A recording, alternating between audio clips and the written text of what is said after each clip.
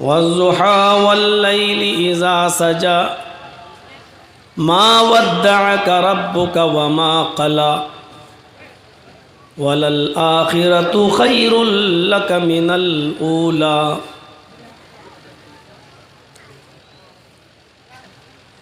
رب اشرح لي صدري ويسر لي أمري واحلل عقدة من لساني يفقهوا قولي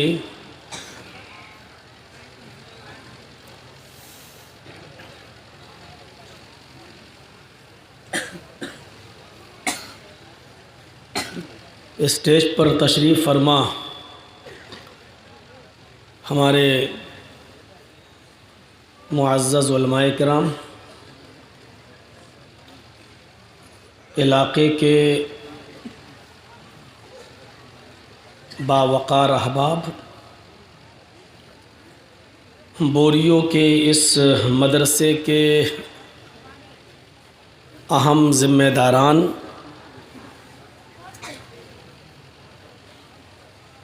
بوریو ڈسٹرکٹ صاحب گنج اور اس کے اطراف و اکناف سے تشریف لائے ہوئے معزز سامعین حضرات،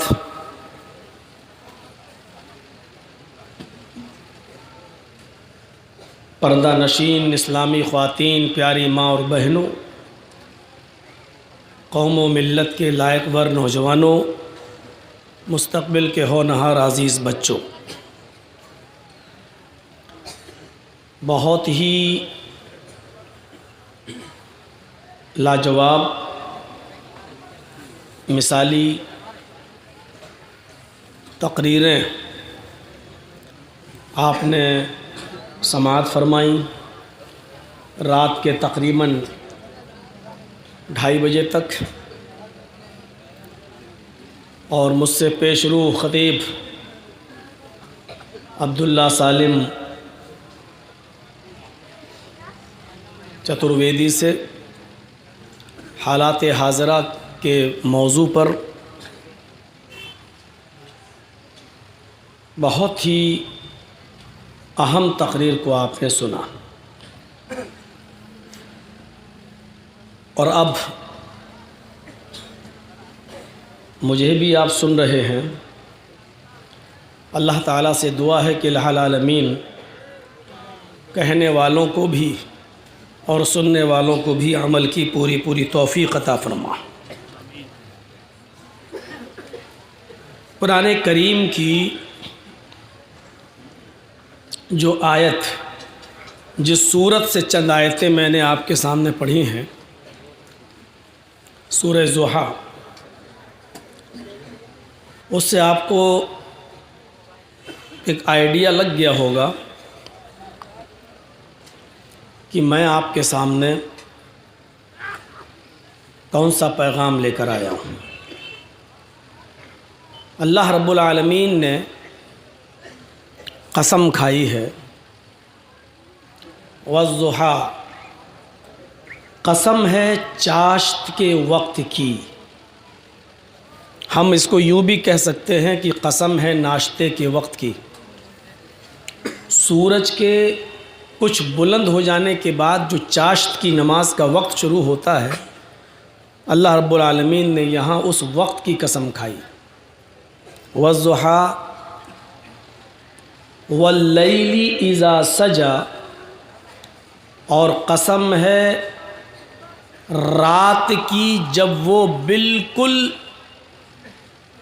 چھا جائے، اندھیرے میں تبدیل ہو جائے، رات کے اندھیرے کی۔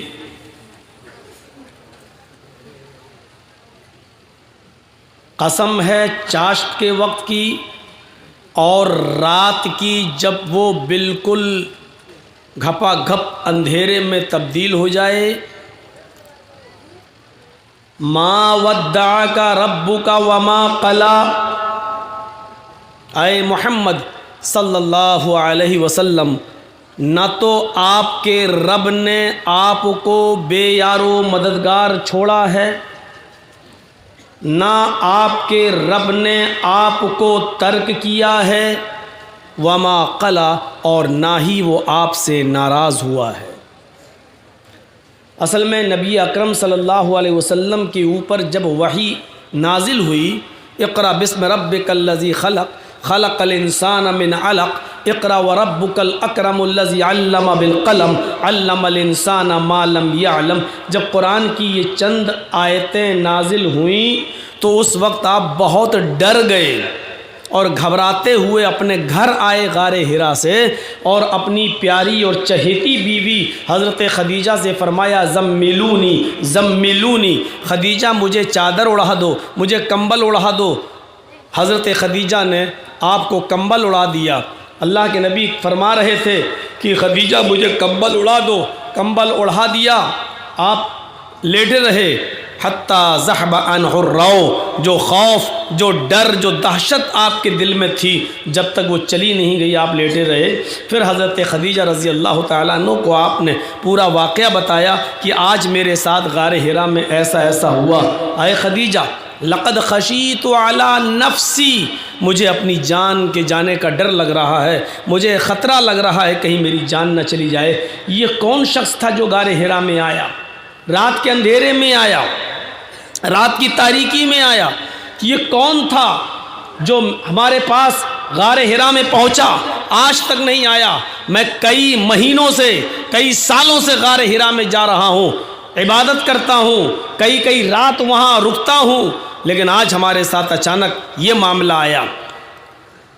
تو حضرت خدیجہ رضی اللہ تعالیٰ عنہ نے تسلی دی اور اپنے چچا زاد بھائی ورقہ ابن نوفل کے پاس لے کر گئیں، اور اللہ کے رسول نے جب ان کو پوری بات بتائی تو ورقہ نے کہا کہ آپ جو واقعہ بتا رہے ہیں یہ تو وہی ناموس ہے، یہ تو وہی فرشتہ ہے جو کبھی حضرت موسیٰ علیہ السلام کے پاس آیا کرتا تھا۔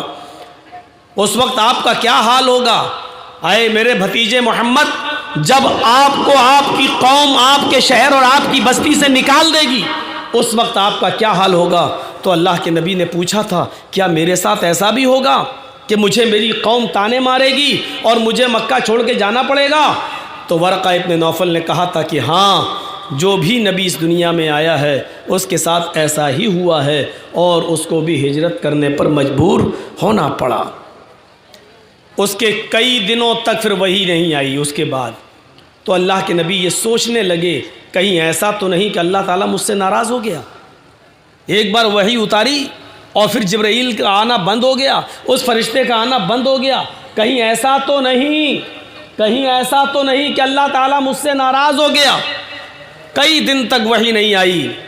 تو ایک دن یہ جملہ ہو سکتا ہے کہ آپ لوگوں کے لیے نیا ہو جو میں بولنے جا رہا ہوں، اس لیے یہ بھی ہو سکتا ہے کہ کل صبح چائے کی ہوٹلوں میں بیٹھ کے چرچے ہونے لگیں کہ واہ مولانا صاحب نبی کے بارے میں ایسا کہہ رہے ہیں۔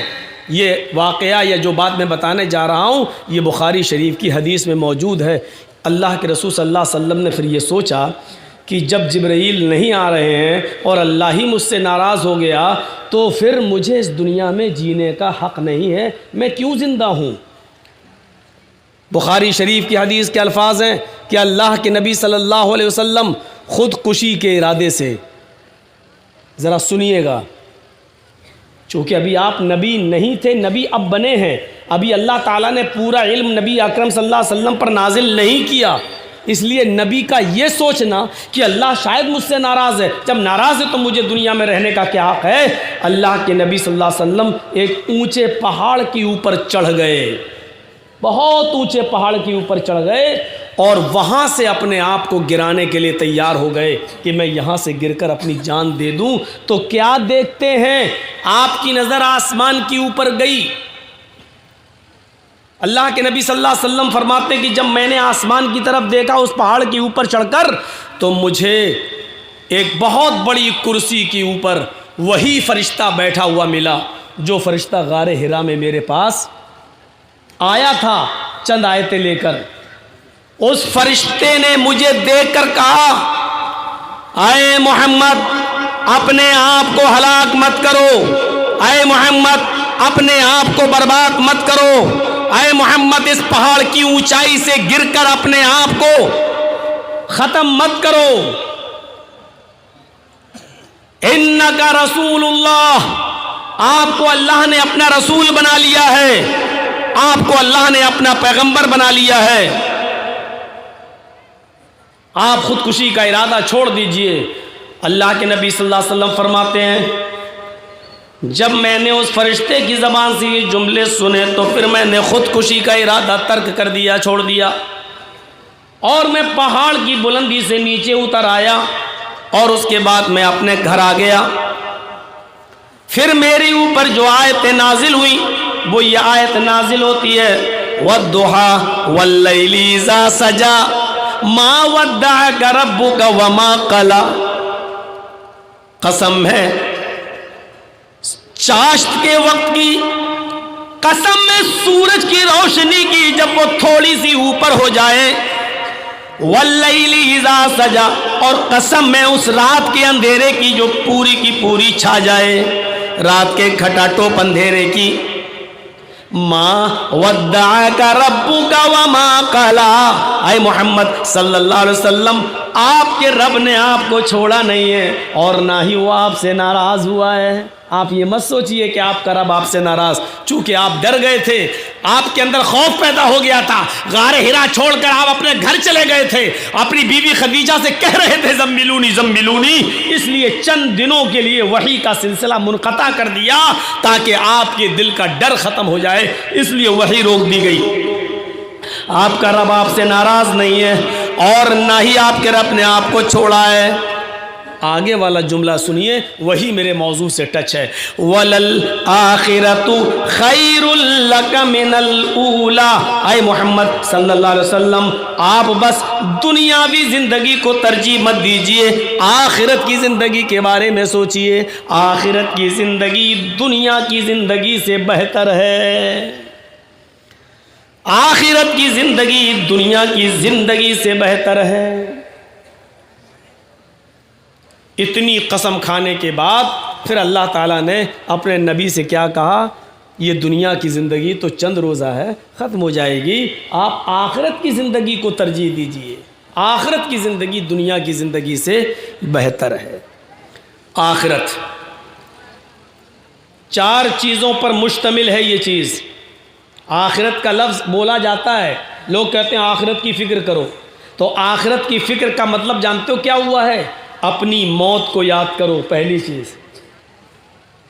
آخرت میں موت بھی شامل ہے، مرنے کے بعد دوبارہ زندگی کو بھی یاد کرو، چاہے سمندر میں ڈوب کے مر جاؤ، چاہے جل کے مر جاؤ، چاہے ہوائی جہاز کے اوپر سے گر کر مر جاؤ، چاہے تمہاری لاش ملے یا نہ ملے، چاہے تمہارا جنازہ پڑھا گیا ہو یا نہ پڑھا گیا ہو، چاہے تمہیں قبر میں دفن کیا گیا ہو یا نہ کیا گیا ہو، زندہ کیا جائے گا مرنے کے بعد، اس کو یاد کرو۔ اور تیسری چیز حساب و کتاب کو یاد کرو، قیامت کے دن کو یاد رکھو، اور چوتھی چیز جہنم، جنت و جہنم دونوں ہیں، آخرت میں شامل ہیں، جہنم کے عذاب کی فکر کرو کہ وہ کتنا خطرناک ہوگا۔ ان 4 چیزوں کے مجموعے کا نام ہے آخرت۔ تو وَلَلْآخِرَةُ خَيْرٌ لَكَ مِنَ الْأُولَىٰ، آپ کے لیے آخرت کی زندگی دنیا کی زندگی سے بہتر ہے۔ جن چیزوں پر ایمان لانا ضروری ہے ان چیزوں میں آخرت بھی شامل ہے۔ الایمان ان تؤمن باللہ وملائکتہ وکتبہ ورسلہ والیوم الآخر وتؤمن بالقدر خیرہ وشرہ من اللہ تعالی، جن چیزوں پر ایمان لانا ضروری ہے ان چیزوں میں آخرت بھی شامل ہے۔ اللہ پر ایمان، وملائکتہ اس کے فرشتوں پر ایمان، وَكُتُبِهِ اللہ نے جو کتابیں نازل کی ان کتابوں پر ایمان، وَرُسُلِهِ اللہ نے جو رسول اتارے ان رسولوں پر بھی ایمان، جو رسول بھیجے ہیں ان رسولوں پر بھی ایمان، وَبِالْيَوْمِ الْآخِرِ اور آخرت کے دن پر، قیامت کے دن پر بھی ایمان، آخرت کے دن پر بھی ایمان، وَتُؤْمِنَ بِالْقَدْرِ خَيْرِهِ وَشَرِّهِ اور اچھی اور بری تقدیر پر ایمان، ہمارے ساتھ جو ہوا ہے وہ میری تقدیر میں لکھا تھا، جو ہوگا وہ بھی میری تقدیر میں لکھا ہے، چاہے وہ اچھا ہو یا برا اس تقدیر پر بھی ایمان۔ اس کے بعد اللہ کے نبی صلی اللہ علیہ وسلم کی پوری زندگی آخرت سے بھر گئی، آخرت کی فکر سے لبریز ہو گئی۔ پھر آپ لوگوں کو آخرت سے جوڑتے رہے اور لوگوں کو یہی کہتے رہے کہ سنو، یہ دنیا کی زندگی عارضی زندگی ہے، یہ دارالعمل ہے، تم یہاں بونے آئے ہو، جو فصل تم یہاں تیار کر رہے ہو، جو بیج تم یہاں ڈال رہے ہو، اس کی فصل تم آخرت کے اندر کاٹو گے۔ پھر آپ نے لوگوں کو آخرت سے جوڑا، پھر جو بھی معاملہ ہو آپ نے لوگوں کو آخرت سے ایسا جوڑا، ایسا جوڑا، ایسا جوڑا کہ عثمان غنی رضی اللہ تعالیٰ عنہ جب ان کے سامنے جہنم کے عذاب کا ذکر کیا جاتا تو وہ بالکل نہیں روتے، لیکن جب کوئی قبر کے عذاب کا ذکر کرتا تو ان کے آنکھوں سے آنسو گرتے، اور اتنے گرتے اتنے گرتے اتنے گرتے ان کے آنکھوں سے آنسو کہ ان کے آنکھوں سے گرنے والے آنسوؤں سے ان کی داڑھی تر ہو جاتی۔ پوچھا گیا، عثمان غنی جہنم کے عذاب سے نہیں ڈرتے ہو؟ جہنم کے عذاب کا ذکر ہوتا ہے تو نہیں روتے ہو، اور قبر کے عذاب کا ذکر ہوتا ہے تو روتے ہو، آخر ایسا کیوں؟ تو عثمان غنی کا جواب یہ تھا کہ یہ قبر جو ہے، ان القبر اول منزل من منازل الاخرہ، یہ قبر آخرت کی منزلوں میں سے پہلی منزل ہے، آخرت کے اسٹیپ میں سے پہلا اسٹیپ ہے۔ جو یہاں سے کامیاب ہو گیا وہ آخرت کی تمام منزلوں میں کامیاب ہو جائے گا، جو اس قبر کی پہلی منزل سے نجات پا گیا وہ آخرت کی ساری منزلوں میں نجات پا جائے گا، اور جو یہاں فیل ہو گیا، جو یہاں گر گیا، جو یہاں ناکام ہو گیا، جو قبر ہی میں پھنس گیا، وہ آخرت کی تمام منزلوں میں پھنستا چلا جائے گا۔ پھر آپ نے بھی لوگوں کو آخرت سے ڈرایا، اس کی فکر کرنے کی طرف لوگوں کو نمنترن دیا، دعوت دی۔ خود اللہ کے نبی صلی اللہ علیہ وسلم کا آخری وقت ہے، جہاں جہاں آخری کے سپرد ہونے والی ہے، آواز بند ہو چکی ہے، ہونٹ ہل رہے ہیں، حضرت عائشہ کان لگاتی ہیں تو آپ کی زبان سے یہ جملے نکل رہے تھے، اقیموا الصلاۃ ما ملکت ایمانکم، نماز پڑھتے رہنا اور اپنے ماتحتوں کا خیال رکھنا۔ حضرت فاطمہ اس حال میں آتی ہیں، روزانہ اپنے ابو کے چہرے کو، پیشانی کو بوسہ لیا کرتی تھی، لیکن آج ابو بستر سے اٹھنے کے لائق نہیں ہے، تو آتی ہیں اور اپنے ابو کی پریشانی دیکھتی ہیں، ان کی پیشانی کو چومتی ہیں۔ اس وقت اللہ کے رسول کی حالت یہ تھی، آپ کی حالت یہ تھی، بخاری پڑھیے، نبی اکرم کا حال یہ تھا کہ اللہ کے رسول پانی کے پیالے میں، پانی کے برتن میں اپنا ہاتھ ڈالتے تھے اور اس پانی کو اپنے جسم پر ملتے جاتے تھے، اس پانی کو اپنے جسم پر ملتے جاتے تھے، بار بار پانی میں ہاتھ ڈالتے اور اپنے جسم پر ملتے جا رہے ہیں اور کہتے جاتے، ان للموت سکرات، ان للموت سکرات، ان للموت سکرات، موت کے لیے بڑی بے چینیاں ہیں، موت کے لیے بڑی پریشانیاں ہیں، موت کے لیے بڑی دشواریاں ہیں، موت آسانی سے نہیں آتی ہے، موت بڑی تکلیف سے آتی ہے، روح آسانی سے نہیں کھنچتی ہے، روح بڑی تکلیف کے ساتھ کھنچتی ہے، موت کے لیے بڑی آسانیاں ہیں، موت کے لیے بڑی پریشانیاں ہیں، موت کے لیے بڑی تکلیفیں ہیں۔ یہ اللہ کے نبی کی زبان سے جملے نکلتے جا رہے ہیں۔ پھر نظر آسمان پر ٹکی اور ٹکی کی ٹکی رہ گئی، کھجور کے پتوں سے بنی ہوئی وہ چھت، جس چھت کے نیچے اللہ کے نبی رہتے تھے، یہ سیمنٹ کی چھتیں نہیں ہوا کرتی تھیں. اللہ کے نبی جس حجرے میں رہتے تھے اس حجرے کی چھت کھجور کے پتوں سے بنائی گئی تھی. کھجور کے پتے سے ایسی چھپا دیا گیا، بس سر چھپانے کے لیے. آپ کی آنکھیں کھلی تو کھلی کی کھلی رہ گئیں. اور آخری جملہ یہ نکلا اللہ کے نبی کا، اللہم بالرفیق الاعلی، اللہم بالرفیق الاعلی، اللہم بالرفیق الاعلی. اے اللہ رفیق اعلیٰ میں، رفیق اعلیٰ میں، نیک لوگوں میں اے اللہ میرا بھی شمار کر لے.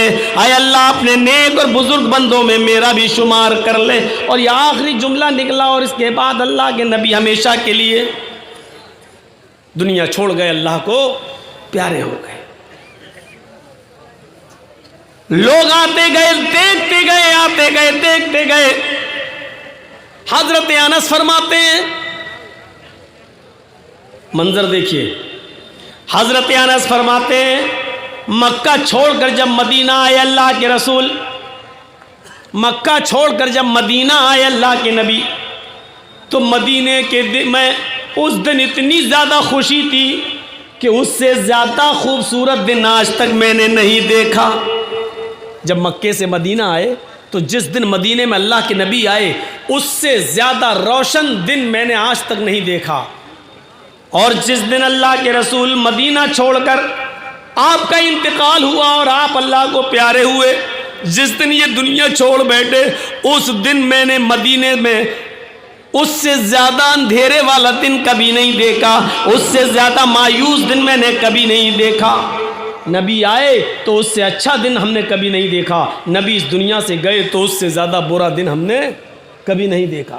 جب اللہ کے نبی مکے سے مدینے آئے تو خوشیوں کا حال یہ تھا، جب مدینے کے دروازے میں داخل ہوئے، مدینے کی باؤنڈری میں داخل ہوئے تو 5-5 اور 6-6 سال کی چھوٹی چھوٹی بچیاں دف بجا رہی تھی، ڈھول بجا رہی تھی اور یہ گیت گا رہی تھی، طلع البدر علینا من ثنیات الوداع.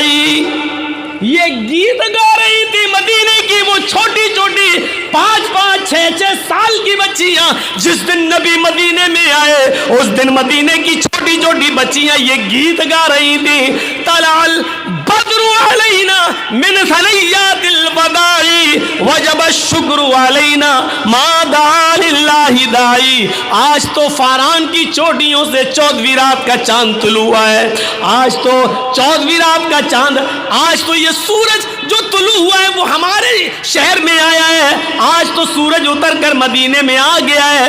طلع البدر علینا من ثنیات الوداع، 14ویں رات کا چاند آج ہمارے مدینے میں نکل آیا. وجب الشکر علینا ما دعا للہ داعی، اس پر ہم اللہ کا جتنا بھی شکر ادا کریں وہ کم ہے. یہ خوشی کا عالم تھا، خوشی کا کہ چھوٹی چھوٹی بچیاں گیت گا رہی تھیں. لیکن جس دن نبی اکرم اس دنیا سے رخصت ہوئے، جس دن اللہ کے نبی اس دنیا سے رخصت ہوئے اس دن کا حال یہ تھا کہ حضرت عمر فاروق نے تلوار نکال لی اور یہ کہا اگر کسی نے یہ کہہ دیا کہ اللہ کے رسول کا انتقال ہو گیا تو میں اس کی گردن اڑا دوں گا. اللہ کے نبی کبھی نہیں مر سکتے ہیں. جیسے موسیٰ علیہ السلام اللہ سے ملنے گئے تھے ایسی اللہ کے نبی بھی اللہ سے ملنے گئے ہیں، وہ ضرور لوٹ کر واپس آئیں گے. ابو بکر صدیق نے ان کو سمجھایا، ان کے ہاتھ سے تلوار چھینی اور ان کو قرآن کا پیغام سنایا. اے عمر ہوش میں آؤ، جو موت نبی کی اوپر آنے کی وہ آ چکی ہے. اللہ تعالیٰ میرے نبی کو ڈبل موت نہیں دے گا، 2 موتیں نہیں دے گا. نہیں، ما منکم من احد، تم میں سے جو لوگ بھی یعبد محمدن فإن محمدن قد مات، جو یہ جانتا تھا، جو محمد کو رب سمجھتا تھا، جو محمد کی عبادت کرتا تھا، وہ سن لے کہ محمد رسول اللہ بھی اس دنیا میں نہیں رہے. جو اللہ کی عبادت کرتا تھا وہ جان لے کہ اللہ حی قیوم ہے، وہ زندہ ہے اور ہمیشہ قائم رہے گا، اس کے اوپر کبھی موت نہیں آئے گی. حضرت فاطمہ کا حال یہ تھا اس دن جس دن نبی کا انتقال ہوا، وہ اپنے ابو کے سرہانے بیٹھی ہوئی تھی اور یہ شعر پڑھتی جا رہی تھی، وا کرب ابطا من اجاب ربندا وا کرب ابتا من جنت الفردوس مأوا وا کرب ابتا الی جبریل ننا. حضرت فاطمہ یہ کہتی جا رہی ہے ہائے میرے ابو آپ نے کسی کو کچھ نہیں کہا. آئے میرے ابو آپ اس دنیا سے چلے گئے, آپ کو آپ کے رب نے بلایا اور آپ نے اپنے رب کی دعوت کو قبول کر لیا. وا کر بابتا آئے میرے ابو ہائے میرے ابو من اجاب رب بندہ آپ کو رب نے بلایا اور آپ چلے گئے. وا کر بابتا من جنت الفردوس ماوا ہائے میرے ابو آپ کا ٹھکانہ تو جنت الفردوس ہے. آئے میرے ابو آپ کا ٹھکانہ تو جنت الفردوس ہے. وا کر بابتا الی جبریل ننا آئے میرے ابو اب جبریل کس کے پاس آئیں گے, قرآن کس کے اوپر لائیں گے, اللہ کی کتاب کس پر نازل کریں گے, قرآن کی آیتیں اب کس پر اتریں گی. نہیں نہیں اے ابو میں جبریل کو روک دیتی ہوں, میں جبریل کو منع کر دیتی ہوں. آئے جبریل اب قرآن لے کے نہ آنا, آئے جبریل اب قرآن لے کے نہ آنا, آئے جبریل اب آیتیں لے کر نہ آنا, اس لیے کہ تو جس کے پاس آیتیں لے کر آتا تھا وہ اب اس دنیا میں نہ رہا. آئے جبریل اب تم قرآن لے کے نہ آنا کیونکہ صاحب قرآن اب اس دنیا میں نہیں رہا. میرے بھائیوں حضرت فاطمہ کے ان جملوں سے اندازہ لگاؤ کہ ان کے اوپر کیا گزر رہی تھی اللہ کے رسول کے انتقال کے موقع پر. یہاں بڑا آسان ہے 12 ربیع الاول کو جشن منا لینا, بڑا آسان ہے 12 ربیع الاول کو عید میلاد النبی کا جلوس نکال لینا, بڑا آسان ہے 12 ربیع الاول کو نبی کے نام پر کیک بنا کر کاٹ لینا, بڑا آسان ہے 12 ربیع الاول کے نام پر ڈی جے اور گانے بجوا لینا.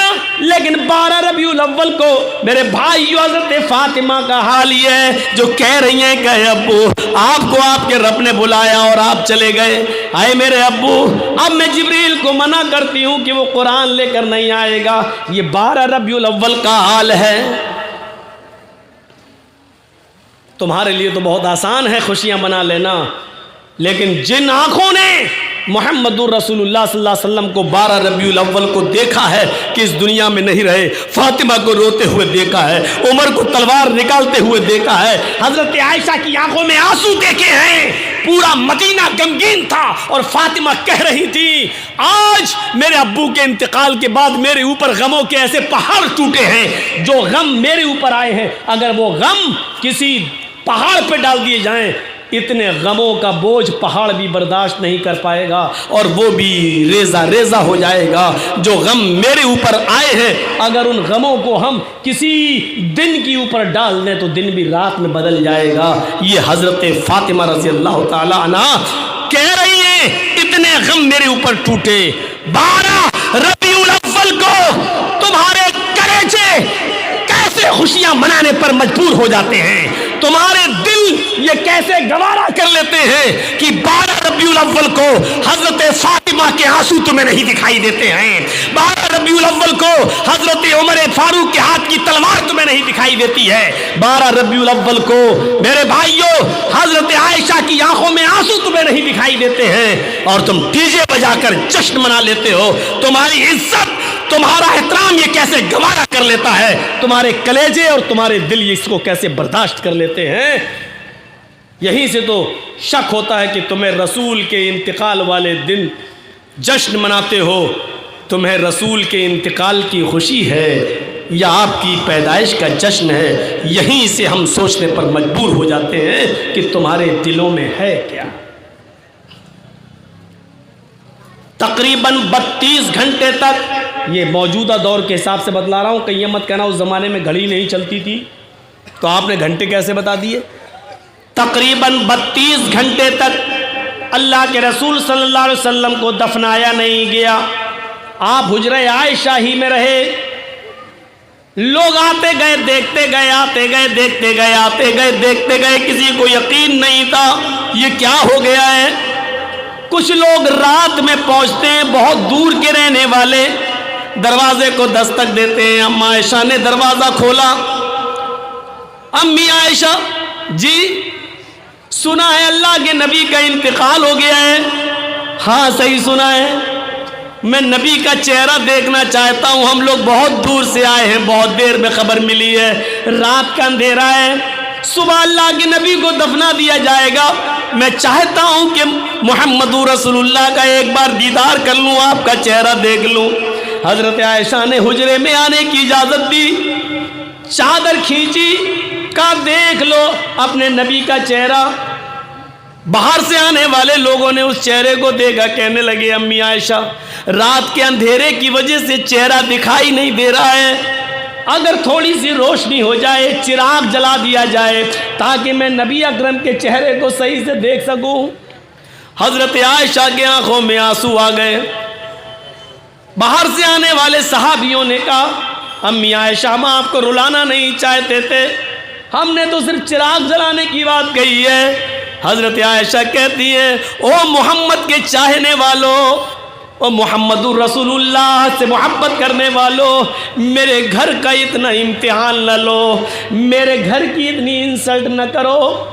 صحابہ کہتے ہیں کہ اس میں انسلٹ کی کون سی بات ہے, امتحان کی کون سی بات ہے, ہم نے چہرہ دیکھنا ہے اور آپ چراغ جلا کے لے آئیے. حضرت عائشہ کہتی ہیں اے محمد کے ساتھیوں تم چراغ جلانے کی بات کرتے ہو, تمہارے نبی نے, تمہارے سردار نے, تمہارے سید نے, تمہارے امام نے, امام کائنات نے, محمد رسول اللہ نے, تمہارے نبی نے ہمارے گھر میں اتنا تیل بھی تو نہیں چھوڑا ہے کہ میں چراغ جلا کر تمہیں جناب محمد رسول اللہ کا چہرہ دکھا سکوں.